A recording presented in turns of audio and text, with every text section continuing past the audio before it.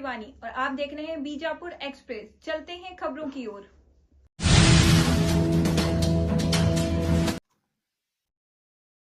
ನಿನ್ನಿನ ದಿವಸ supreme court ಬಿಜಾಪುರದ ವಿಮಾನ ನಿಲ್ದಾಣಕ್ಕೆ ಗ್ರೀನ್ ಸಿಗ್ನಲ್ ತೋರಿಸಿದೆ. ಸುಮಾರು 3 ವರ್ಷಗಳಿಂದ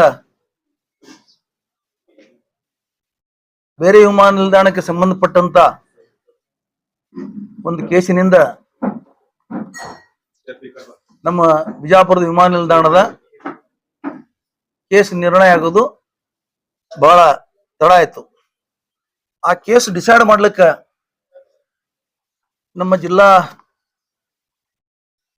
ಮಂತ್ರಿಗಳು, ಬೃಹತ್ ಕೈಗಾರಿಕಾ ಮತ್ತು ಮೂಲಸೌಕರ್ಯ ಅಭಿವೃದ್ಧಿ ಮಂತ್ರಿಗಳು ಆದಂತ ನಮ್ಮ ಗೌರವಾನ್ವಿತ ಮಾನ್ಯ ಶ್ರೀ ಎಂ ಬಿ ಪಾಟೀಲ್ ಸಾಹೇಬರು ಅವಿರತವಾಗಿ ಹಗಲು ರಾತ್ರಿ ಎನ್ನದೆ ದೆಹಲಿ ಮಟ್ಟದಲ್ಲಿ ವಕೀಲರುಗಳನ್ನು ಸಂಪರ್ಕಿಸುತ್ತಾ ಅವರನ್ನು ನೇಮಿಸಿ ಸತತ ಪ್ರಯತ್ನದಿಂದ ಒಂದು ಛಲದಂಕ ಮಲ್ಲನ ತರ ಅವರು ಈ ಕೆಲಸವನ್ನು ಮಾಡಿಸಿಕೊಂಡು ಬಂದಿದ್ದಾರೆ.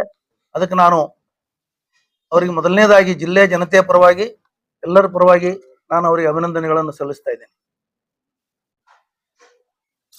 ಇನ್ನು ಕೆಲವು ಪ್ರಕ್ರಿಯೆಗಳಿದಾವೆ. ಹಸಿರು ಮಂಡಳಿ ಏನಿದೆ ಆ ಮಂಡಳಿಯವರು ಪರ್ಮಿಷನ್ ಕೊಟ್ಟರೆ ಇನ್ನು 3 ತಿಂಗಳಲ್ಲಿ ವಿಮಾನ ನಿಲ್ದಾಣ ಇಲ್ಲಿ ಪ್ರಾರಂಭ ಆಗ್ತದೆ.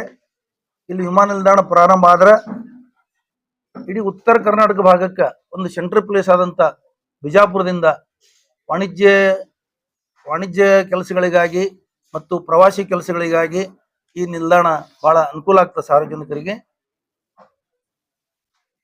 ಇದರಿಂದ ಪರದೇಶದಿಂದ ಬರಂತ ಪ್ರವಾಸಿಗರು ಸಹಿತ ಇಲ್ಲಿ ಹೆಚ್ಚಿನ ಪ್ರಮಾಣದಲ್ಲಿ ಹೆಚ್ಚಾಗ್ತಾರ. ಅವರು ಇದು ಒಂದು ಸೆಂಟ್ರಲ್ ಪ್ಲೇಸ್ ಇದೆ ಉತ್ತರ ಕರ್ನಾಟಕದಲ್ಲಿ. ಆಮೇಲೆ ಇದರಿಂದ ಏನಾಗ್ತದೆ ಅಂತ ಕೇಳಿದ್ರೆ, ಈ ವಿಮಾನ ನಿಲ್ದಾಣ ಉಳಿದ ವಿಮಾನ ನಿಲ್ದಾಣ ತರ ಅಲ್ಲ. ಸರೌಂಡಿಂಗ್ 200 ಕಿಲೋಮೀಟರ್ ಒಳಗಡೆ ಎಲ್ಲಾ ಜಿಲ್ಲಾ ಕೇಂದ್ರಗಳು ಬರ್ತಾವೆ ಇಲ್ಲಿ. ಅದರಿಂದ ಈ ವಿಮಾನ ನಿಲ್ದಾಣವನ್ನು ಎಂ ಬಿ ಪಾಟೀಲ್ ಸಾಹೇಬ್ ಮಾಡ್ಕೊಂಡು ಬಂದಿದ್ದಾರೆ. ಅದು ಅವ್ರು ಯಾವ ತರ ನೀರಾವರಿ ಖಾತೆಯನ್ನು ಮಾಡಿ ನಿರ್ವಹಿಸಿ ಇವತ್ತು ಭಗೀರಥ, ಆಧುನಿಕ ಭಗೀರಥ ಅಂತ ಏನು ಒಂದು ಬಿರುದು ತಗೊಳ್ಳೋಷ್ಟು ಕೆಲಸ ಮಾಡಿದ್ದಾರೆ. ಅದೇ ತರ ಅವ್ರದ್ದು ಹೆಂಗ ಹೆಸರು ಚಿರಸ್ಥಾಯಿ ಆಗಿದೆ, ಇದು ಸಹಿತ ವಿಮಾನ ನಿಲ್ದಾಣ ಆಗಿದ್ರಿಂದ ಬಿಜಾಪುರ ಜಿಲ್ಲೆಯ ಜನಮಾನಸದಲ್ಲಿ ಇದು ಚಿರಸ್ಥಾಯಿ ಆಗಿರ್ತದೆ ಅಂತ ಹೇಳಿ ನಾನು ಅಭಿಪ್ರಾಯ ಪಡ್ತಾ ಇದ್ದೀನಿ. ಒಂದು ವಿಮಾನ ನಿಲ್ದಾಣ ಬರುವುದರಿಂದ ಇಲ್ಲಿ ಶಿಕ್ಷಣದ ಅಭಿವೃದ್ಧಿ ಆಗ್ಬಹುದು, ಕೃಷಿ ಅಭಿವೃದ್ಧಿ ಆಗ್ಬಹುದು, ಪ್ರವಾಸ ಅಭಿವೃದ್ಧಿ ಆಗ್ಬಹುದು. ಈಗ ನಾವು ಕೆಲವು ದೇಶಗಳು, ನಾನು ಒಂದು ಜರ್ಮನಿ ಮತ್ತು ಯುರೋಪ್, ಫ್ರಾನ್ಸ್, ಸ್ವಿಟ್ಜರ್ಲೆಂಡ್ ಒಂದು 5-6 ದೇಶಗಳ ನಾನು ತಿರುಗಾಡಿದೆ ಕಳೆದ ವರ್ಷ. ಕೆಲವು ದೇಶದಾಗ ಯಾವುದೂ ವ್ಯವಹಾರನೇ ಇಲ್ಲ, ಅಲ್ಲಿ ಬರೀ ಪ್ರವಾಸೋದ್ಯಮದಿಂದನೇ ಅವ್ರು ಇವತ್ತು ಇಷ್ಟು ಶ್ರೀಮಂತರದ. ನಮ್ಮಲ್ಲಿ ಅವ್ರಿಗಿಂತಲೂ ಹೆಚ್ಚಿನ ಸ್ಮಾರಕಗಳು, ಹೆಚ್ಚಿನ ಪ್ರವಾಸಿ ತಾಣಗಳಿದಾವೆ ಇಲ್ಲಿ. ಆದ್ರೂ ಒಂದು ಸೌಲಭ್ಯ ಇರಲಾರ್ದಕ್ಕೆ ಅದು ಪ್ರವಾಸೋದ್ಯಮದಲ್ಲಿ ನಮ್ಮ ದೇಶ ಹಿಂದೆ ಬಿದ್ದಿದೆ. ಅದರಲ್ಲಿ ವಿಶೇಷವಾಗಿ ನಮ್ಮ ಜಿಲ್ಲೆ ಮತ್ತು ಸುತ್ತಮುತ್ತಲಿನ ಜಿಲ್ಲೆಗಳು, ಬಾದಾಮಿ, ಐಹೊಳೆ, ಪಟ್ಟದಕಲ್ಲು, ಬಿಜಾಪುರ ಇವೆಲ್ಲ ಹಿಂದೆ ಬಿದ್ದಿದಾವೆ.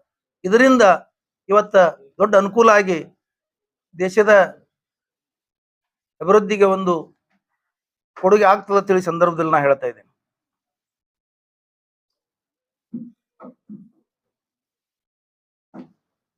ಈ ನಿಲ್ದಾಣ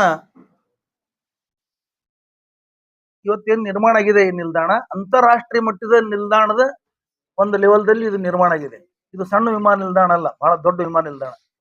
ಮೊದಲ ಬಿಜೆಪಿ ಸರ್ಕಾರ ಇದ್ದಾಗ ಶ್ರೀ ಅಪ್ಪು ಪುಟ್ಟಣಶೆಟ್ಟಿ ಅವರು ಇಲ್ಲಿ ಮಂತ್ರಿ ಇದ್ದಾಗ ಈ ವಿಮಾನ ನಿಲ್ದಾಣಕ್ಕೆ ಜಾಗ ಖರೀದಿ ಮಾಡಿದ್ರು. ಅವರು ಖರೀದಿ ಮಾಡಿ ಅದಕ್ಕೆ ಯಡಿಯೂರಪ್ಪನವ್ರು ಭೂಮಿ ಪೂಜೆನೂ ಮಾಡಿದ್ರು. ಆ ನಂತರ ಕಾರಜೋಳ ಅವರು ಬಂದು ಅವರು ಪಿಡುಗುಡಿ ಮತ್ತು ಮೂಲಸೌಕರ್ಯ ಅಭಿವೃದ್ಧಿ ಮಂತ್ರಿ ಆಗಿದ್ರಿಂದ ಇದಕ್ಕೆ ಅವರು ಸೇವೆ ಸಲ್ಲಿಸಿ ಅವರು ಒಂದು ಲೆವೆಲ್ಗೆ ತಂದು ನಿಲ್ಲಿಸಿದ್ರು. ಇದಕ್ಕೆ ಜಿಗಜಿನಿಗೆ ಅವ್ರದ್ದು ಇದಕ್ಕೆ ಸಹಕಾರ ಇದೆ. ನಾವು ಅವ್ರ ಸಹಕಾರನು ಇವತ್ತು ನಾವು ನೆನೆಸ್ಕೋಬೇಕಾಗ್ತದೆ. ಈಗ ಆದ್ರೆ ಒಂದು ಲೆವೆಲ್ಗೆ ಬಂದು ಇದು ನಿಂತಿತ್ತು. ಇದೇನಪ್ಪಾ, ಇದು ರದ್ದು ಆಗ್ತದ ಅನ್ನೋ ಪರಿಸ್ಥಿತಿ ಬಂದಿತ್ತು. ಈ ವಿಮಾನ ನಿಲ್ದಾಣನೇ ರದ್ದು ಆಗ್ತದ ಅನ್ನೋ ಪರಿಸ್ಥಿತಿ ಬಂದಿದ್ದನ್ನ ಎಂ ಬಿ ಪಾಟೀಲ್ ಸಾಹೇಬರು